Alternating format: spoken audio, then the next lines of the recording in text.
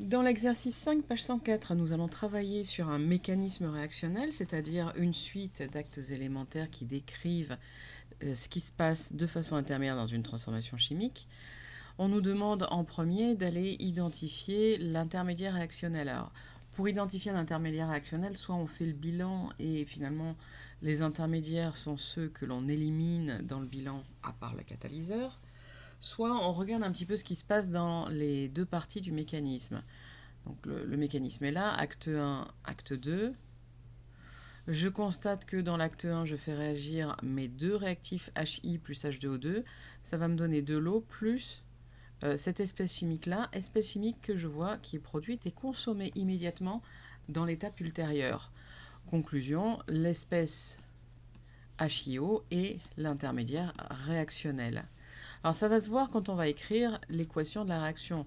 Pour écrire l'équation de la réaction, on a deux choix. Soit on barre les intermédiaires réactionnels parce qu'on les voit dans le mécanisme réactionnel comme ceci, soit le mécanisme est un petit peu plus long, un petit peu plus compliqué. Donc pour éviter de se tromper, être sûr de n'oublier personne, on peut vous conseiller d'additionner tous les réactifs et ça va donner la somme de tous les produits. C'est ce que je vais faire ici. Donc si j'additionne tous les réactifs, je vais additionner HI plus H2O2 plus HIO plus HI. Ça va donner, alors flèche simple, je vois que j'ai un de mes deux actes élémentaires qui est une réaction non totale, mais l'autre est une réaction totale. Donc tout ce qui va être fabriqué dans cet acte élémentaire-là va être consommé dans celui-là. Donc le bilan, c'est une flèche simple. Et je fais donc de l'autre côté la somme des produits de la transformation, HIO plus H2O plus I2 plus H2O.